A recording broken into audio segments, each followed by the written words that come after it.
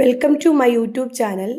SSLC social science പരീക്ഷയിൽ ചോദിക്കാവുന്ന ഒരു ഇമ്പോർട്ടൻ്റ് ചോദ്യത്തെപ്പറ്റി ഡിസ്കസ് ചെയ്യാനാണ് ഇന്ന് നമ്മൾ വന്നിരിക്കുന്നത്. എന്താണ് ചോദ്യം? മാധ്യമ സാക്ഷരതയും ഡിജിറ്റൽ സാക്ഷരതയും എന്താണ്? അത് എക്സ്പ്ലെയിൻ ചെയ്യാൻ. ഇതായിരിക്കും നിങ്ങൾക്ക് കിട്ടാൻ പോകുന്ന ചോദ്യം. ഓക്കെ, നമുക്കതൊന്ന് ഡിസ്കസ് ചെയ്യാം. ആധുനിക കാലത്ത് സമൂഹത്തിലെ ഭൂരിഭാഗം ആളുകളും ഡിജിറ്റൽ പ്ലാറ്റ്ഫോമുകൾ വഴി ആശയവിനിമയം നടത്തുന്നവരാണ്. ആധുനിക കാലത്ത് സമൂഹത്തിലെ ഭൂരിഭാഗം ആളുകളും ഡിജിറ്റൽ പ്ലാറ്റ്ഫോമുകൾ വഴി ആശയവിനിമയം നടത്തുന്നവരാണ്.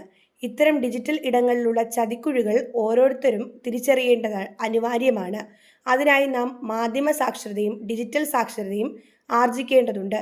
വിവിധ മാധ്യമ രൂപങ്ങളിലൂടെ ലഭിക്കുന്ന സന്ദേശങ്ങളെ പ്രാപ്യമാക്കാനും വിശകലനം ചെയ്യാനും വിലയിരുത്താനും പുതിയ സന്ദേശങ്ങൾ സൃഷ്ടിക്കാനും വിനിമയം നടത്താനുമുള്ള കഴിവാണ് മാധ്യമ സാക്ഷരത.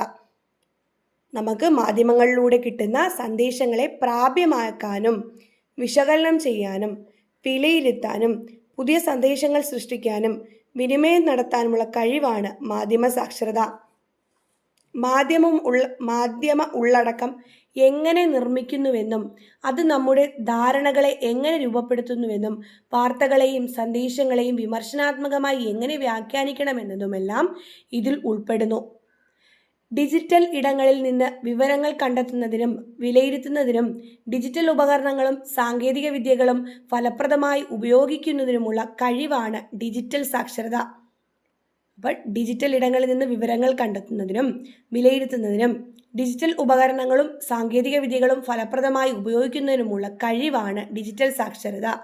അടിസ്ഥാന കമ്പ്യൂട്ടർ പരിജ്ഞാനം, ഇൻ്റർനെറ്റ് ഫലപ്രദമായ ഉപയോഗം, ഡിജിറ്റൽ പ്ലാറ്റ്ഫോമുകൾ നാവിഗേറ്റ് ചെയ്യൽ, ഓൺലൈൻ ഉള്ളടക്കം വിമർശനാത്മക വിലയിരുത്തൽ, സൈബർ അവബോധം തുടങ്ങിയവയെല്ലാം ഇതിൽ ഉൾപ്പെടുന്നു.